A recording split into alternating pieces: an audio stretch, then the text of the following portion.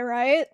Short bearded man has fallen into addiction in Lego City, but I don't want to give up the needle. I am glued to this Lego scandal, and today has been an action-packed day of new developments in this case. I'll start with the one everyone has now seen. I saw this on Twitter, Bricks and Minifigs franchise owners, the stars of the circus that had been the subject in most of the video coverage around this case, Brandon Best and Joshua Johnson, aka Voldemort and Dr. Evil, have reached a mutual agreement with Bricks and Minifigs to part ways. They announced the permanent closure of its Salem, Oregon store, the one at the heart of this scandal. They announced this like it's fucking E3, as well as making a mention that there was a mutual agreement reached with the franchise owners of that location, Brandon Best and Joshua Johnson, due to a devastating social media campaign.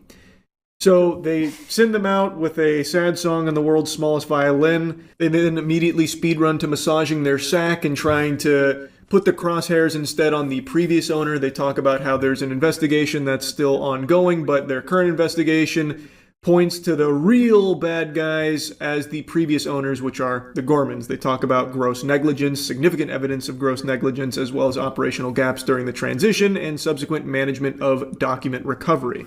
They then provide a lot of information that they've gathered through their investigation, and some of it does have corroborating evidence that outside parties are now talking about and providing as well. And I'll get into that in a moment, because it does seem like there was a lot of really convoluted, messy problems here, even before BB and JJ, Brandon Best and Joshua Johnson, got involved here from the top turnbuckle. What I find interesting, though, is that they are immediately going into, it's the previous owners, let's all forget about this. Yes, Brandon and Josh are gone. Okay, we can celebrate, but let's talk about the real villains. When even if Brandon and Joshua weren't immediately responsible for how sloppy everything got off rip, they are responsible for their own behavior.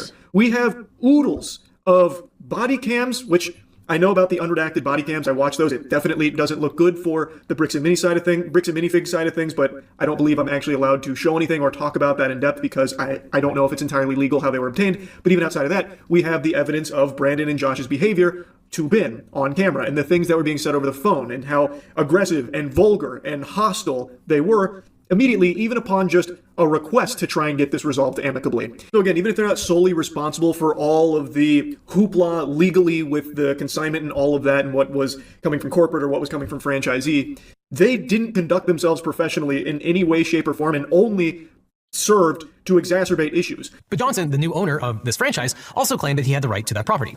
Here's the statement that he made to police, quote, "However, due to the claim that Mr. Mansell continued business despite being told not to and encouraging others to do so as well, he does not want to give these items to Mr. Mansell. He added that he also doesn't feel he needs to since the store's inventory became his once he took it over." So he didn't want to give the items to Mansell because of Mansell's phone calls? And why didn't the police order him to return the sets to Mansell immediately? I guess we'd have to talk to the DA. I wanted to briefly dump that clip from the legal video in here because I think that is just comical coming from a ghoul like Josh, who is just like the caricature of a Reddit telephone tough guy. He talks all big and strong, puffs out his chest over the phone. Fuck you, bitch. You stole the Legos. Let's tango. Don't tussle with the muscle. That kind of stuff. Like he's recorded melting down and crashing out multiple times throughout this whole thing.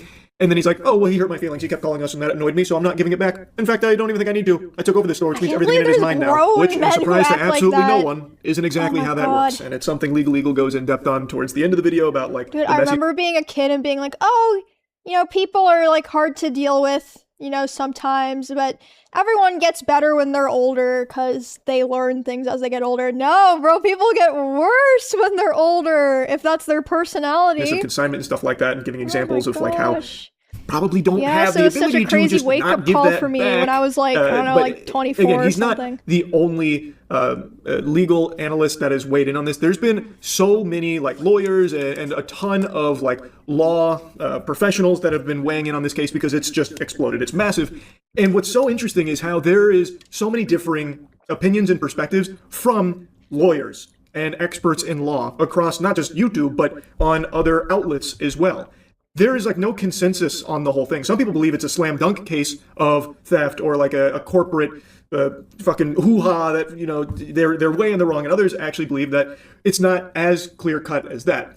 The one thing that seems to be agreed upon by everyone is that it is very messy, but Bricks and Minifigs didn't act optimally. They certainly weren't doing the best here, especially not the franchisees, Brandon Best and Joshua Johnson.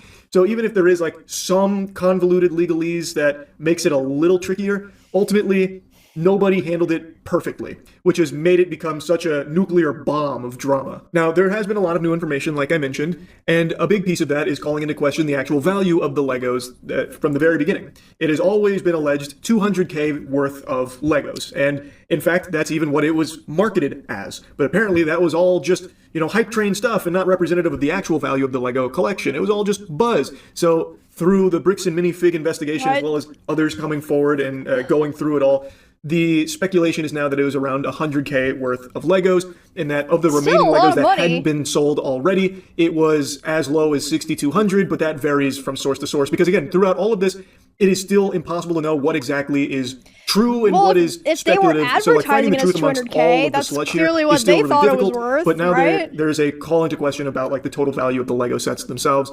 Also, some of them had been returned. Bricks and Minifigs is trying to make the claim that they've been trying so desperately to work with Brian for so long to get this resolved, and it breaks their heart, that kind of thing.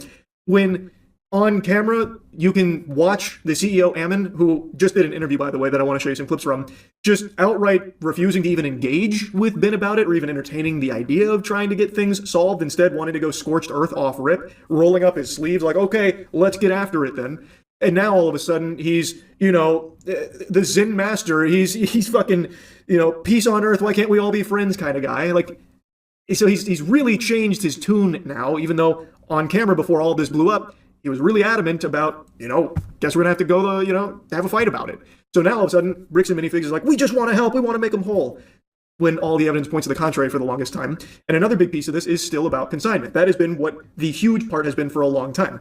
I'll get to that in a moment, but another thing is about like the Gormans, because another thing that's come out is that Crystal had actually had some of Brian's father's Legos at her house, not at the store, which is pretty odd. There was also multiple bookkeeping, which made things even more shady and weird. So there was already a lot of moving pieces here. Now they're also saying that Brian wasn't actually being properly compensated by the Gormans, the previous owners of the location, and that's just unacceptable. So Bricks and Minifigs is stepping up. They're the heroes, actually. We should be rallying behind Bricks and Minifigs because look at how much they're doing to try and help the little guy, even though the whole journey here has been them doing everything they can to face fuck him and like bury this. So they have really flip-flopped on their tone behind all of this, but they are now providing information about like this investigation that they're doing, and others are also investigating independently of Bricks and Minifigs and finding similar things. So it has been quite a lot going on. Another thing that's been called into question is the legitimacy of Ben's claim about their victory in small claims court. That also has a lot of messiness associated with it and a lot of question marks now. So this whole thing is starting to get even more wild and wacky and just this crazy fucking web.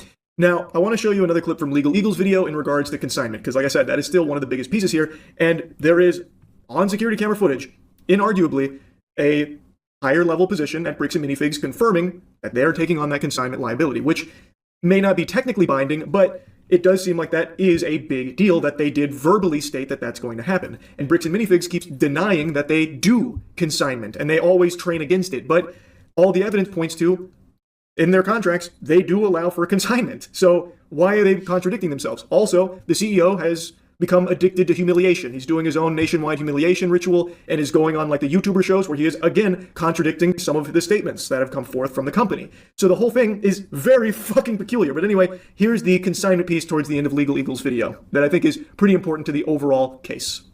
But Bricks and Minifigs Corporate has argued that consignments violated franchise policy or were unauthorized under the franchise agreement. So we took a look at the Bricks and Minifigs 2003 franchise agreement, which does not say that stores can't use consignment. Quote, subject to our standards, specifications, and approval, if we so require, you may also offer the following products and services.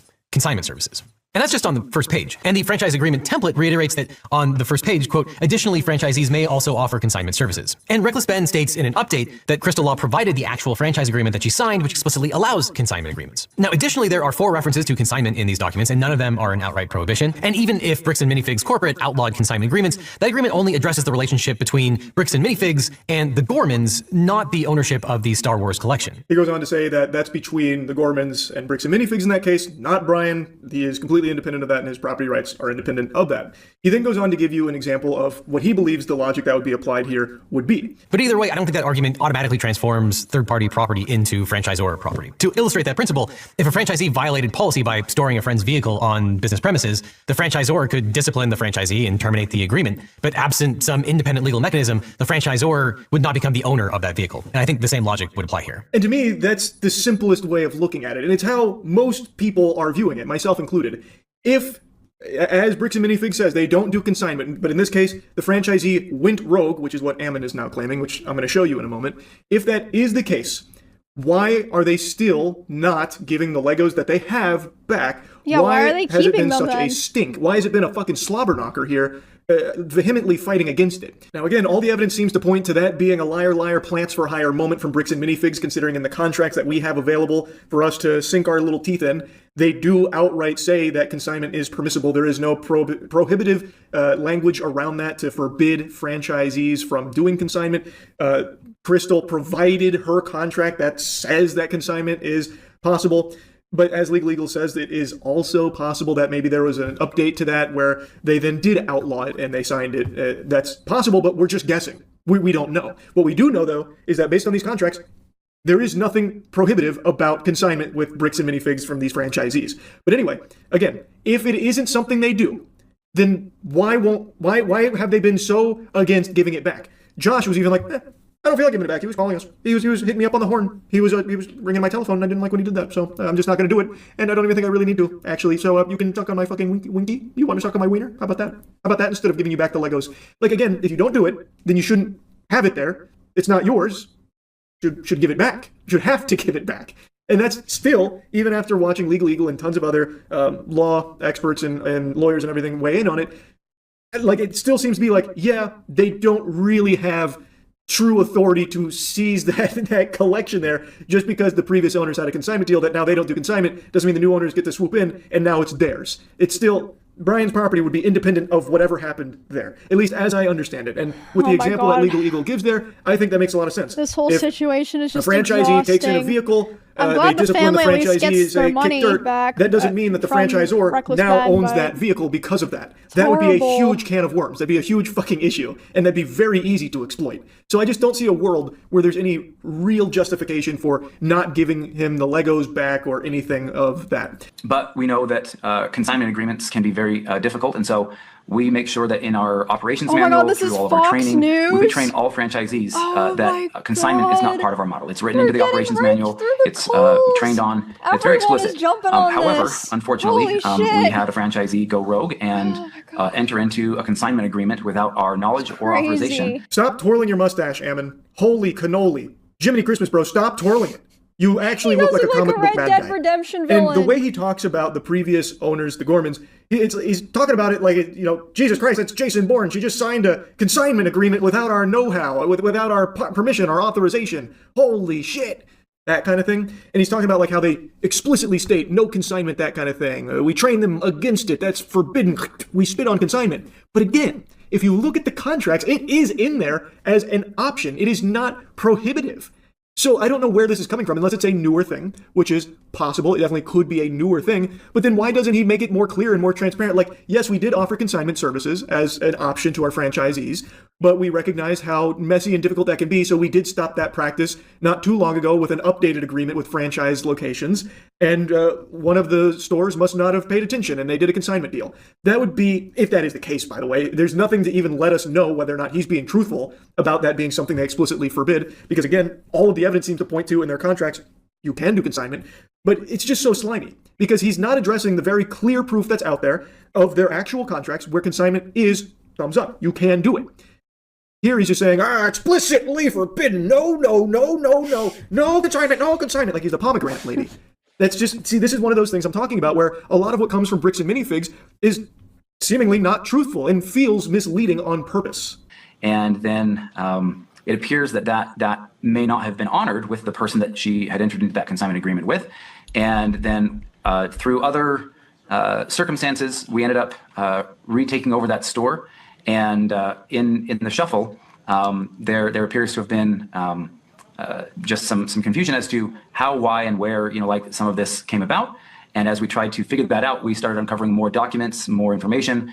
And what we found was that there were 3 separate sets of records that were being kept that shows that Mr. Mansell was significantly underpaid by that former franchisee. And so we've been trying to make sure that we can properly do like a forensic accounting and make sure everything is being looked at properly so that we can work together to get that family resolution. He's had a big change of heart, it seems, because again, on camera, he showed no interest at all in actually trying to solve this peacefully and get Brian what he was owed. But now all of a sudden he's out there acting like he's Brian's best friend, like, come home, buddy. We miss you. Bricks and Minifigs is here to help. We only want what's in your best interest. Let us make you whole. We're doing everything we can to support you because we care so much about you, Brian. Come on, Squirt. Come on, let's solve this.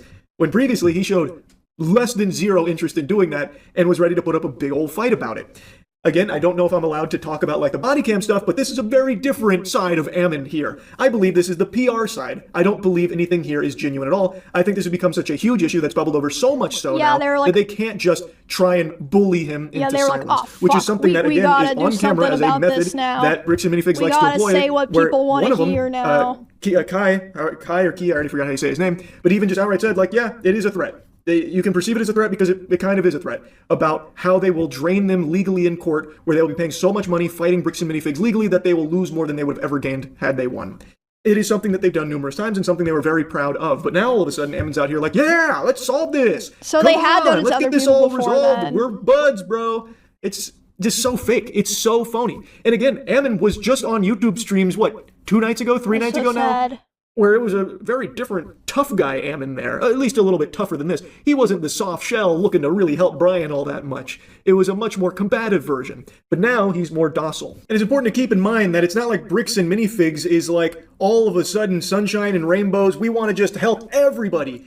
We just got information from the CEO of Patreon that they have filed all the legal paperwork to try and force Patreon to remove Ben's Patreon account, which is his main source of income. They're trying to strip him of his main source of income to silence and bully him, which is the standard play from Bricks and Minifigs, it seems, based on all available evidence. And the CEO, Ammon, has the gall to go out there now and be like, guys, we just want to help Ben. Let us help, dude. We're just here to help, man. There's the previous owners that fucked you, not us. No, dude. Let us make you whole again. Oh, they're trying to make Josh the fall guy. And I believe that's because maybe he's in a more desperate position now because it seems like some of Bricks and Minifigs partners no longer feel comfortable doing business with them. There was a statement put out by one of their big partners here, minifigs.me, and they don't feel comfortable working with Bricks and Minifigs despite this being a huge blow to them on a business side. Minifigs.me, that is.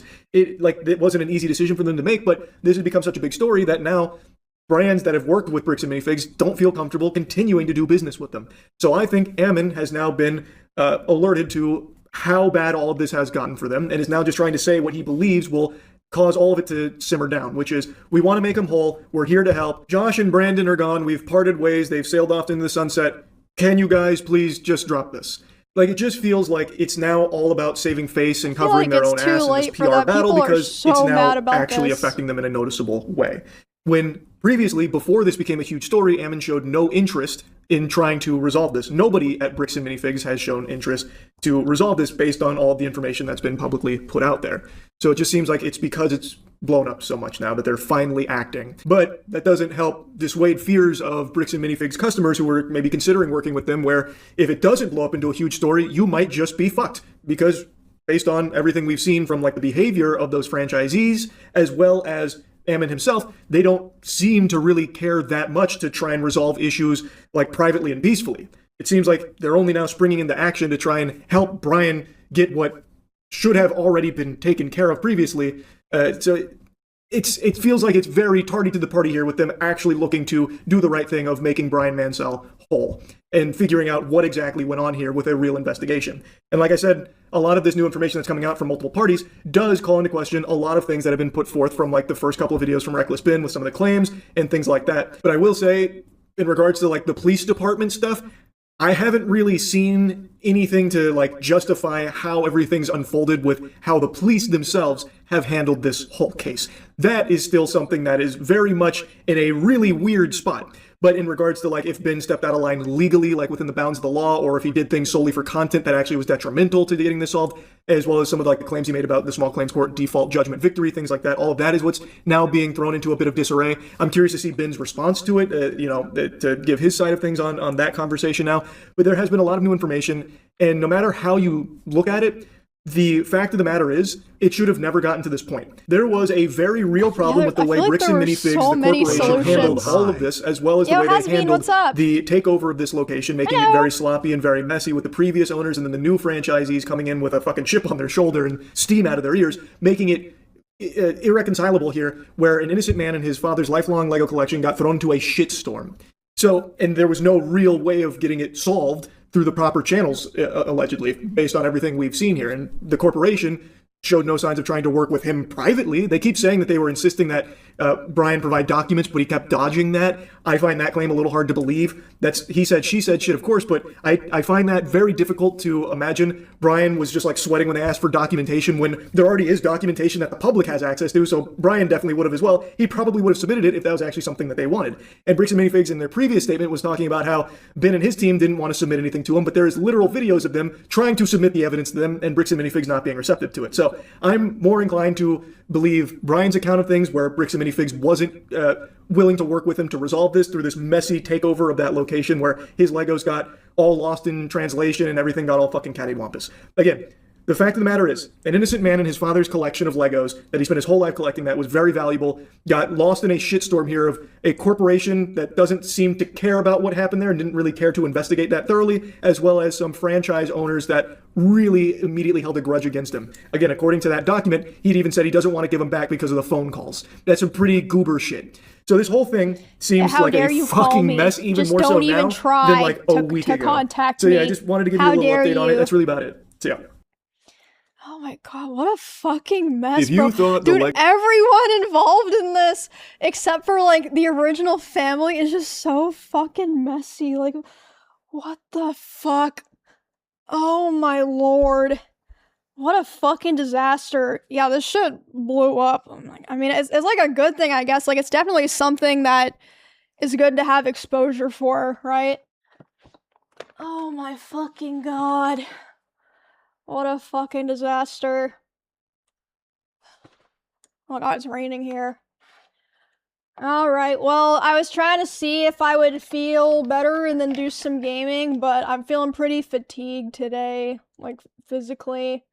So, I think I'm gonna cut the stream a bit short today, but there's more game shows coming up this weekend, and then I've got Sub Sunday, of course, and then, probably gonna start a new game next week, not sure what. Hello again. Or maybe I'll just play the Witcher DLC. At this point, the Burnt Peanut cosplay is like God. me waiting to see Half-Life 3 I never said I'm gonna do a Burnt shows. Peanut cosplay. Hackerman Putin, thanks for 27 months.